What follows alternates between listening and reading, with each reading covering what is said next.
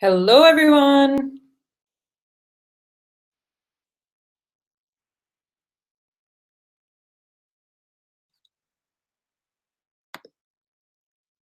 Okay. Hey, Marina. I'm glad you joined the webinar. Hi, Esther. Okay, I think we are almost good to go. It says no one is watching, so I hope you can see me.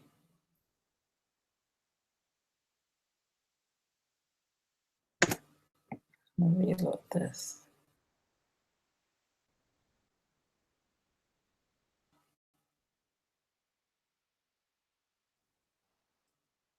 And all right, all good. All right, I'm sorry the link went out so late. I thought it would go out, and for some reason, it didn't. So thank you for joining, and I'm looking forward to today's session.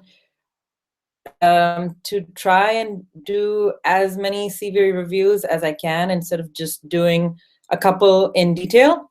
And so, hey again, Kirege, nice to see you. And it's interesting because they look really different, but the mistakes are all the same. So I'm going to go through them. We go through the PowerPoint in the way that a human resources manager would go through them. So human resources managers are brutal, and that doesn't mean that they have no souls. It just means that they don't have time, and number one, and number two, couldn't care less about your feelings. They just have a job to do. And so their job is to find the right candidate. And what we're going to talk about today is what is the link between the way you present yourself in your CV and what the organization sees versus what they're looking for. So yesterday we talked about the idea that organizations, when they're hiring someone, they don't always have this like picture perfect idea of, yes, I'm looking exactly for X.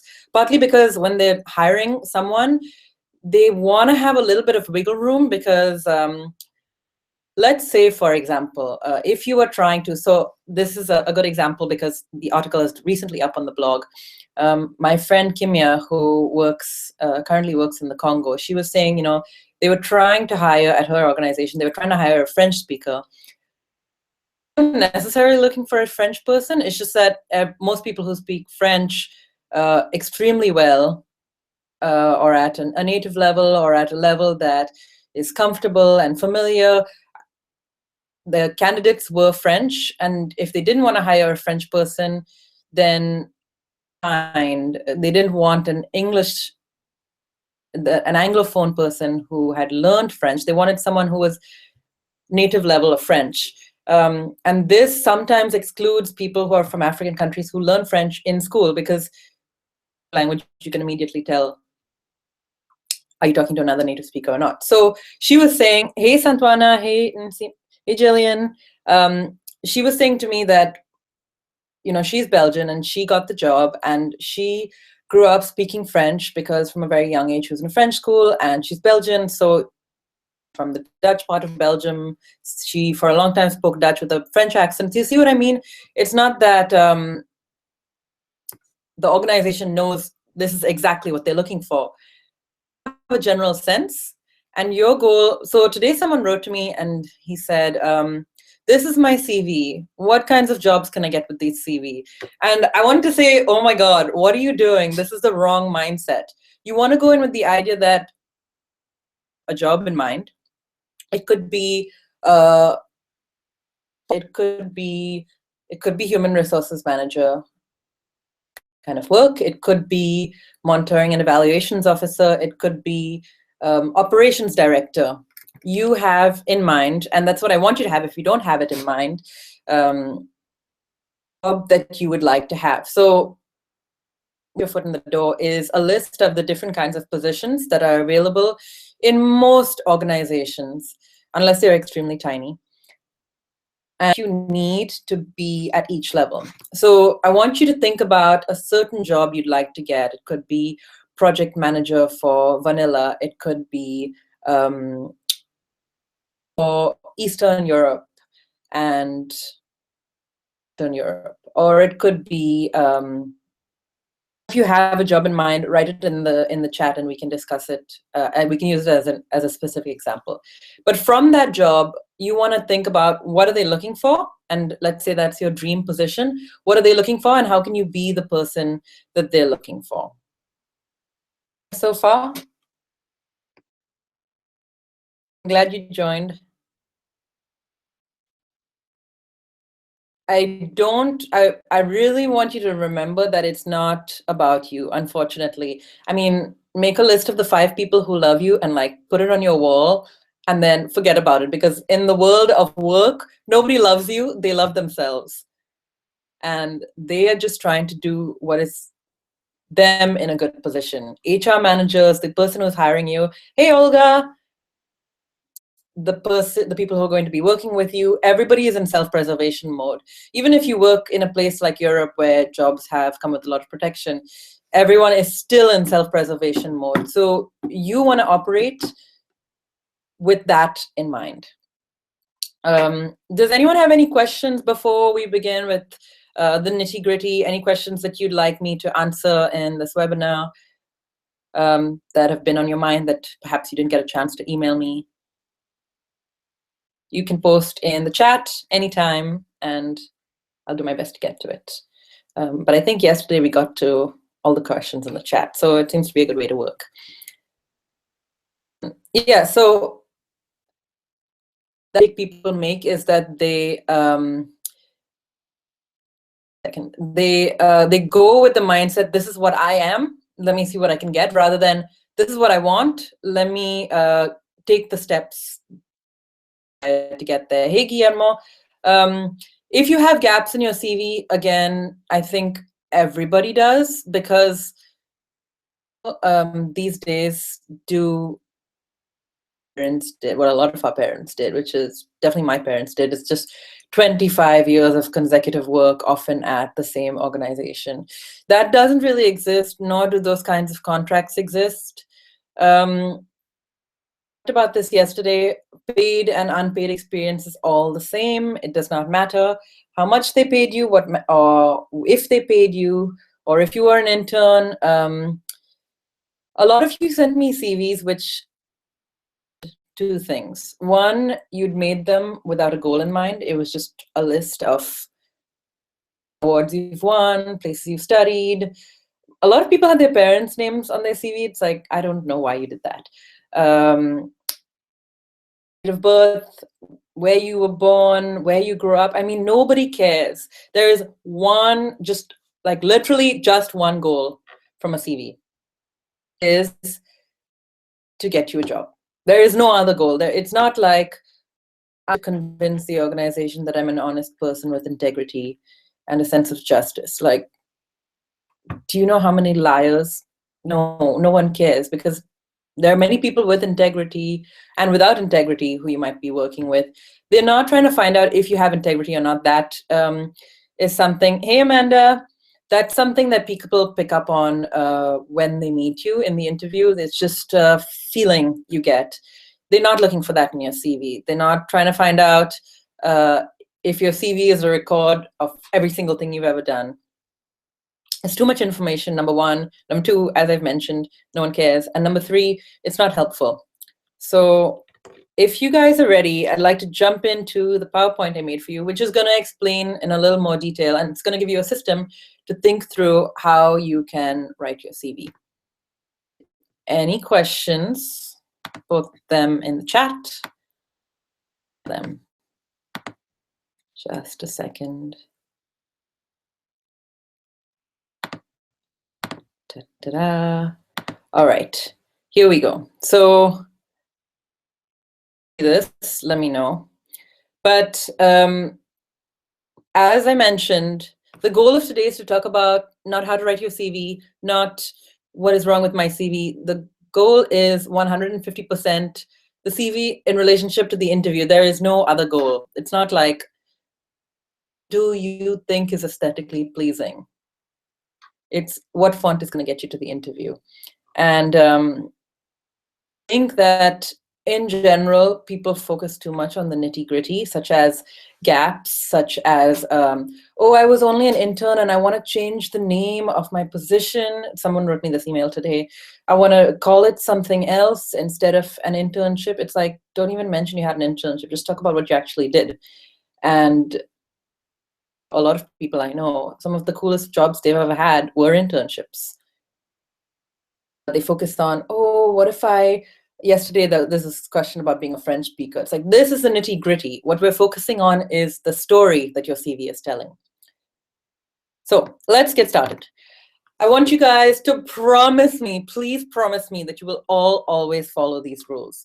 So in your CV, I will show you shortly. Some people have like 6 on their CV. I don't know why. It's like, did you make it in PowerPoint? I don't know what's going on.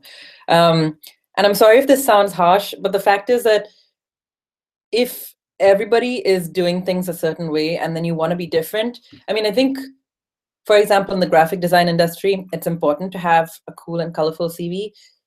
In international development, humanitarian work, international organizations that are fairly conservative, it's not. Number 2, 1 page. So I think this is a problem for most of us because we think include everything and we want to include everything. So the compromise is on the first page, because even just now, as I was picking out some CVs to go over with you, I was glazing over, looking at the CVs, because it's third of the first page is not interesting, then I'm not going to read the rest. And I read like hundreds of CVs per year because people send me them all the time. So the fact is, it has to be everything important on the first page. If that's a problem for you, if you're really struggling, and if you're still struggling after that, and you don't want, if you haven't gotten my CV guide, then ask a friend of yours, hey, can you just mark an X next to what is interesting on the CV, and tell them to be brutally honest. Or if you have a job, print out your CV, go to your colleague, which of these experiences do you find interesting? And that's real life feedback. It can be as simple as that. It doesn't necessarily have to be more complicated. And one profile, what do I mean by that? We're going to talk about it in greater detail shortly. The essence is that having a CV is not about you being like many different things possible for the organization. You are one thing and one thing only. Hi, Jennifer. No. Nobody cares about your personal interests and hobbies. It's great that you have them, but no one cares. One of volunteer experiences in emergency situations for human rights and humanitarian work. Present it as a regular experience. If it's just a few weeks or a couple of months, it doesn't matter. Just don't write how many months it was and just write the year. So, for example, if you were 3 weeks in Greece for helping at a refugee camp, then just write Greece 2016, UNHCR, whatever organization you're working with, and then write what you did at that refugee camp. Okay, so wait, I didn't finish the slide. All right, so number 2 rule, I don't want to know everything, because as an HR manager, and Jennifer, this goes back to your question on hobbies, personal interests. Really, no one cares. I'm sorry. Nobody cares, because as long as you can do your job well, you can be boring. And I can promise you I've worked with a lot of boring people.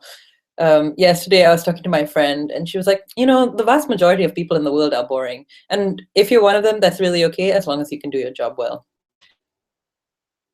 In Austria, it's common to state hobbies and interests. That's fine. It is common. I've seen it on tons of CVs, but the fact is it doesn't help anyone. And an interview where they say, hey, I saw on your CV that you like rock climbing. I like rock climbing. Cool. Maybe we can go rock climbing together if you have a job. But it's really, you're never going to get disqualified from a job if you don't have hobbies and interests. I promise you. Because they're not looking for a rock climber for the job. Amanda's, if you just volunteered for one day, I wouldn't count 8 hours of work as work experience. If you worked on a project, which is generally over several days, then I would include it. But again, this depends on, and we talk about this more in detail, what is, as written here, 100% relevant to the job. So Amanda, maybe you can put in the chat a little more detail what you're referring to. But in the case of, for example, working for one day at a refugee camp, it's one day is enough to give you a little bit of a taste of what a situation is like, including working at a refugee camp. And if you are paying attention to what you like and don't like, then one day can definitely show you, hey, I really like this kind of work, or hey, I really don't like this kind of work. And in that case, you can put it on your CV, but I would be careful about the way you put it, because if they ask you questions about it and you can't answer them, then it's going to raise questions that you might not want raised. So we can come back to this question if it's not clear for you. But I want to get you guys started on this system to writing a CV that works. And please post in the chat if you have any questions so far or about something. So what? Let's come to that, Amanda. The first thing about any CV, which was the case in almost 0 of the CV2 of the CVs that I received, is that they were not targeted. So what do I mean by targeted? We are going to come to that, but in more detail. But in short, it means that it needs a goal. A CV, as I mentioned, is not like a fun record of everything you've ever done or a long love letter to your dream organization. It's a marketing document, and you want to think about it as if you're familiar with the Super Bowl, which happens in the US in February every year. It's one of the biggest sports events in the US, and the ads for the Super Bowl cost about $1 million each for 30 seconds. So you want to think of your CV like that. Every 30 seconds, so every 30-second slot, which is every line on your CV, costs $1 million. So if you're buying that space, then how do you make it worth $1 million? Tell a cohesive story, meaning everything has to match each other. There can't be something first about working in agriculture in Tanzania, and then several paragraphs later or several lines later working doing monitoring evaluation on a microfinance project. I mean, are the two related? Yes, they could be if it matches the story you're trying to tell, but everything has to be cohesive. Number 3, leave them wanting to know more, which just is another way of saying don't tell me everything. You should want to inspire a little bit of curiosity about, hey, is this an interesting candidate that we'd like to get to know better? Rather than, oh my God, why is everything included? We definitely don't want to hire this person because they've told us too much information to the point where they have irrelevant experience. Using professional, well-looking templates for the CV. You can actually, I'll send it out after this email. You can get my CV template, which has worked in several different countries. So that works. Yes, simple is always better. Number 4, clean it up. This goes back to using too much information and things like your parents' dates of birth, your parents' names, not relevant, not important. Some people had things that they'd done that were not relevant to the job. Yes, you should orient your CV as per the job requirement point side. Is this not obvious to everyone that the CV has to match what the job expects you to do? And number 5, you only need to customize the profile at the top. How do you do that? We're going to get to it. So step 1, make sure your CV is targeted to the job you're applying to. What does this mean in concrete terms? Let's say you're applying to a job as monitoring and evaluation officer or manager at an organization in Egypt. So if you're going to work in Egypt, then maybe you could show you have experience with Middle Eastern countries, with countries where women's rights are in question, where monitoring and evaluation work, or you want to, then you can show, okay, I have experience running surveys, I have experience writing evaluative reports, or reports that talk about, did the project or the hypothesis work or not? Was it fulfilled?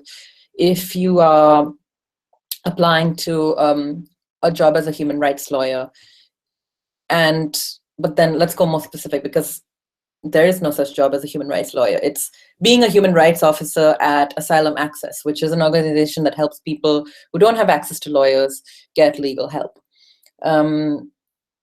Then can you show that you have experience working with the kinds of populations they work with? Or a friend of mine was saying she'd love to work in Central America on migration issues there. So in her case, she would need to show, does she have experience in Central America, either through volunteering, even traveling is helpful because at least it gives you perspective, and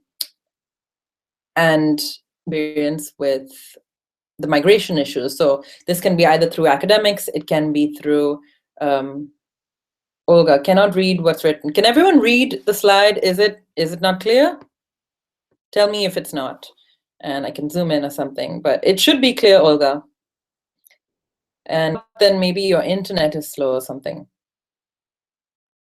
But if anyone else cannot read the slides, please post in the chats and I'll try and make sure it's clear. Make sure whatever the job requirements are, let's say the job requirements are that you have a familiarity with migration issues in Central America, or you have some perspective on it. So you absolutely need to show that. And if you don't have specific experience with migration issues in Central America, who are the kinds of refugees, what are the situations, can you show that you have a perspective on migration in general, or in Central America in general? I worked in Ecuador. I wasn't working on migration issues, but because every time you go to a party, someone talks about refugees who are coming from Colombia, or refugees from Bolivia, refugees from Haiti, or someone will say, I was near the border with Colombia last weekend and they wouldn't let us cross. So exposure, and that means that if I was in an interview for a migration job, I could have perspective enough to not sound like a fool who doesn't have any exposure to the issues. Is this clear, Syed? Does this answer your question? Please post in the chat and let me know. So that's what I mean by targeting your CV. If you want a human rights job, then everything on your CV has to be about human rights. And in particular, because human rights is a very broad and vast theme, everything has to be oriented towards that particular topic. So if you want, for example, to do climate change work, everything has to somehow relate to environment, agriculture, disaster relief. These are the kinds of themes related to climate change. And it's never just a climate change job. It would be disaster relief in Southeast Asia. So you have to go specific. Make sure it's cohesive. So I put this picture here partly because I used a lot of photos in these slides from this photographer I really like, and partly because you see how all these things are kind of staying on the stick. They might be different. I don't even know what it is, but it's like all staying on the same stick. And that's how I want you to think of your CV, is that you want all these different things. Some people write to me and they say, I haven't studied anything